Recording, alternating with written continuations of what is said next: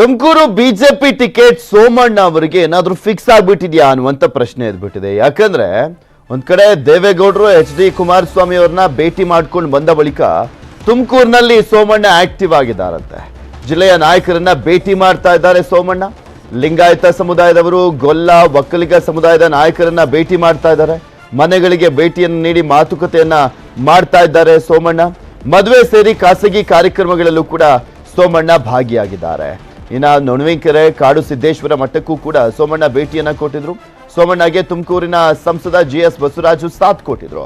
ಒಳಗೊಳಗೆ ಲೋಕಸಭೆ ಅಖಾಡಕ್ಕೆ ರೆಡಿ ಆಗ್ತಾ ಇದ್ದಾರಾ ಸೋಮಣ್ಣ ಅನ್ನುವಂಥ ಪ್ರಶ್ನೆ ಈ ಮೂಲಕ ಮೂಡ್ತಾ ಇರುವಂಥದ್ದು. ಬಿಕಾಸ್ ಒಂದ್ ಕಡೆ ಈ ರೀತಿಯಾಗಿ ಫುಲ್ ಆಕ್ಟಿವ್ ಆಗಿ ಓಡಾಡ್ತಾ ಇದ್ದಾರೆ ಅಂದ್ರೆ ಅದೇ ಕಾರಣ ಅನ್ನುವಂಥದ್ದು ಕಾಣಿಸುತ್ತೆ. ಬಿಕಾಸ್ ನೆಕ್ಸ್ಟ್ ಲೋಕಸಭೆ ಎಲೆಕ್ಷನ್, ರಾಜಕಾರಣಿಗಳು ಈ ರೀತಿಯಾಗಿ ಫಂಕ್ಷನ್ಗಳಿಗೆಲ್ಲ ಒಂದ್ಸಲಿ ದಿಢೀರ್ ಅಂತ ಕಾಣಿಸ್ಕೊಳ್ತಾರೆ ಅಂದ್ರೆ ಅದು ಬೇರೆಯದ್ದೇ ಲೆಕ್ಕಾಚಾರ ಇರುತ್ತೆ.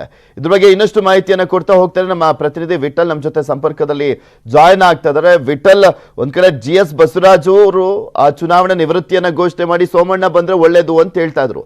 ಸೋಮಣ್ಣ ಅವರು ಕೂಡ ಆಕಾಂಕ್ಷಿ ಆಗಿದ್ದಾರೆ.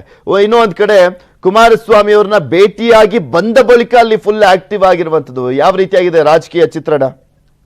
ಪೃಥ್ವಿ, ನಿಜಕ್ಕೂ ಏನು ಸೋಮಣ್ಣ ಅವರು ಇನ್ನು ಕುಮಾರಸ್ವಾಮಿ ಅವ್ರನ್ನ ಭೇಟಿಯಾದ ಬಳಿಕ ತುಮಕೂರು ಜಿಲ್ಲೆಯಲ್ಲಿ ಅತಿ ಹೆಚ್ಚಾಗಿ ಆಕ್ಟಿವ್ ಆಗಿರ್ತಕ್ಕಂಥದ್ದು. ಸಣ್ಣ ಪುಟ್ಟ ಕಾರ್ಯಕ್ರಮಗಳು ಸೇರಿದಂತೆ ಮದುವೆ ಮತ್ತೆ ಇತರೆ ಶುಭ ಸಮಾರಂಭಗಳಲ್ಲಿ ಸೋಮಣ್ಣ ಅವರು ಕಾಣಿಸ್ಕೊಳ್ತಾ ಇರೋದು. ಜೊತೆಲಿ ಏನು ತುಮಕೂರು ಸಂಸದ ಬಸವರಾಜ್ ಕೂಡ ಅವ್ರ ಜೊತೆಲಿ ಸಾಥ್ ಕೊಡ್ತಾ ಇರ್ತಕ್ಕಂಥದ್ದು. ಬಸವರಾಜ್ ಕೂಡ ಈ ಮುಂಚೆ ಹೇಳಿದ್ರು, ಏನೋ ಈಗಾಗಲೇ ಅವರು ಸೋಮಣ್ಣ ಅವರು ಬರೋದಾದ್ರೆ ನಮ್ಗೆ ಯಾವ ಅಭ್ಯಂತರವಿಲ್ಲ, ಯಾಕಂದ್ರೆ ಅವರು ನನ್ನ ಒಂದು ಜೀವನದಲ್ಲಿ ನನ್ನ ಗೆಲುವಿಗೆ ಸಾಕಷ್ಟು ಅವರ ಒಂದು ಶ್ರಮ ಇದೆ, ಹೀಗಾಗಿ ಅವರಿಗೆ ನಾನು ಯಾವಾಗ್ಲೂ ಕೂಡ ಕೆಲಸ ಮಾಡ್ತೀನಿ ಅಂತ ಹೇಳಿ ಈ ಮುಂಚೆ 4-5 ಬಾರಿ ಕೂಡ ಸಭೆ ಸಮಾರಂಭಗಳಲ್ಲಿ ಹೇಳ್ತಕ್ಕಂಥದ್ದು. ಈಗಾಗಲೇ ಏನು ತುಮಕೂರು ಜಿಲ್ಲೆಯಲ್ಲಿ ಅಲ್ಲಲ್ಲಿ ಏನು ಮದುವೆ ಮತ್ತೆ ಸಮಾರಂಭಗಳು ಮತ್ತೆ ಜಾತ್ರೆ ಸಮಾರಂಭಗಳು ಇತ್ತೀಚೆಗೆ ಏನು ಈಗ ಬರೋ ತಿಂಗಳಿಂದ ಜಾತ್ರೆಗಳು ಬೇರೆ ಶುರು ಆಗುತ್ತೆ. ಅಲ್ಲಿಂದ ಅವರು ಕೂಡ ಇನ್ನಷ್ಟು ಇಲ್ಲಿ ಈಗ ಓಡಾಡ್ತಿದಾರಲ್ಲ, ಮುಖಂಡರುಗಳನ್ನೆಲ್ಲ ಭೇಟಿ ಆಗ್ತಿದಾರಲ್ಲ, ಈ ಸಂದರ್ಭದಲ್ಲಿ ಏನ್ ಹೇಳ್ತಾ ಇದಾರಂತೆ? ನಾನ್ ನಿಂತ್ಕೊಳ್ತೀನಿ, ನೀವೆಲ್ಲ ಸಪೋರ್ಟ್ ಮಾಡ್ಬೇಕು ಅಂತ ಕೇಳ್ಕೊಳ್ತಾರ ಅಥವಾ ಸುಮ್ನೆ ಭೇಟಿನ? ಯಾಕಂದ್ರೆ ಯಾರು ಸುಮ್ನೆ ಅಂತೂ ಭೇಟಿ ಆಗಲ್ಲ.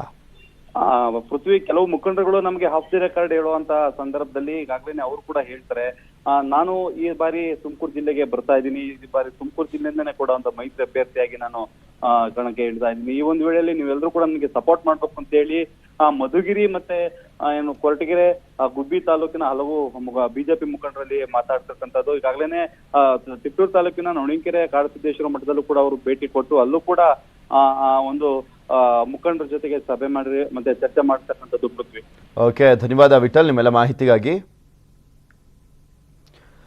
ಸೋಮಣ್ಣ ಅವರು ತುಮಕೂರು ಲೋಕಸಭಾ ಕ್ಷೇತ್ರದ ವ್ಯಾಪ್ತಿಯಲ್ಲಿ ಓಡಾಡ್ತಾ ಇದ್ದಾರೆ. ಸ್ಪೆಷಲಿ ಬಿಜೆಪಿ ಟಿಕೆಟ್ ಆಕಾಂಕ್ಷಿ ಆಗಿದ್ದಾರೆ.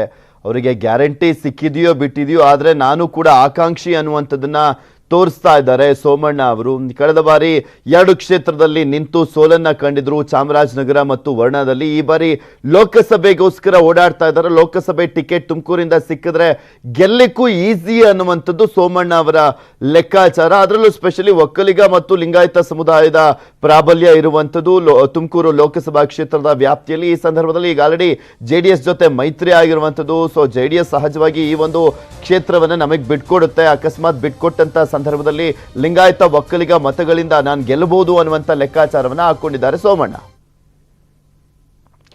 ಮತ್ತಷ್ಟು ಸುದ್ದಿಯನ್ನು ನಿಮ್ಮ ಮುಂದೆ ಇಡ್ತಾ ಹೋಗ್ತೀನಿ, ಆದ್ರೆ ಅದಕ್ಕೂ ಮುಂಚೆ ಒಂದು ಸ್ಮಾಲ್ ಬ್ರೇಕ್.